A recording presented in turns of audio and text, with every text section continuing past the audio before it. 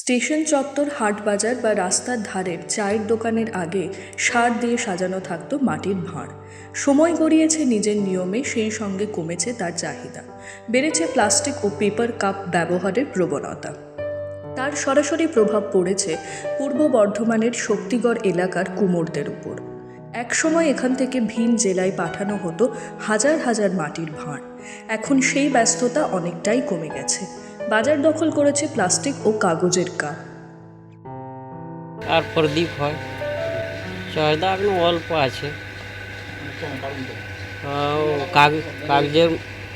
কাগজের বিক্রি বেশি হচ্ছে। হ্যাঁ, হলে তো শীতকালে হবে চাহিদা। 50,000, 60,000, 20,000, 25,000 এরকম হয়। কমে গেছে, অনেক কমে গেছে। না, দামের জন্য না, কপের জন্য। কপ আছে, কাগজের কপ আছে, তো ওর জন্য কম হয়ে গেছে। ভাড়ের একটু দামটা একটু বেশি, কাগজের দাম কমটা। এটা 60 টাকা 70 টাকা হয়।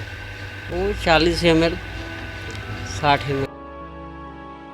কম খরচ আর বেশি লাভের আশায় অনেক ব্যবসায়ী মাটির ভাঁড় থেকে মুখ ফিরিয়ে নিচ্ছেন। যদিও বিশেষজ্ঞদের মতে কাগজ বা প্লাস্টিকের কাপের তুলনায় মাটির ভাঁড়ে চা পান করা বেশি সুস্বাদু এবং স্বাস্থ্যসম্মত, পাশাপাশি পরিবেশ বান্ধব। নদীর যায় যেত এদিকে, মানে আপনাদের পানাগড় যেত, বন হয়ে গেছে ওসব। আমাদের আমরা বিক্রি করে বেশি। আগে তো প্রচুর ছিল, যখন দিয়ে মানে কপ বেরিয়েছে তখন দিয়ে আমাদের মানে কাজে একটু ঠপ হয়ে গেছে। না, দামে কোনো সেরকম ডিফারেন্স নেই, তাও একটু মানে মাটি তো আমাদের মিস্ত্রি কাজ করে, সবকে দিতে হয়, তো মাটি কিনতে হয়, কয়লা কিনতে হয়। আরও ওদের তো মেশিনে তৈরি হয় কাগজে, সেটা তো মানে একটু কম দামে পাওয়া যায়, এটা একটু লাগে দাম।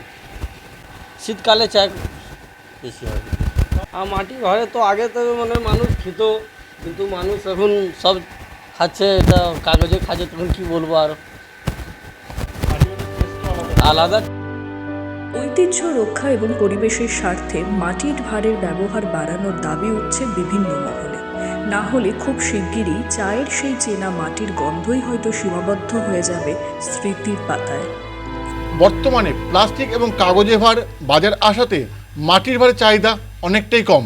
তবে আগামী দিনে যে পরিমাণে নতুনত্ব জিনিস আসছে, তাতে করে মাটির ভাঁড়ের চাহিদা কতটা জায়গা নিতে পারবে সেই নিয়ে উঠছে প্রশ্ন। বর্ধমান থেকে সঞ্জিত রিপোর্ট, এক্সপ্রেস নিউজ।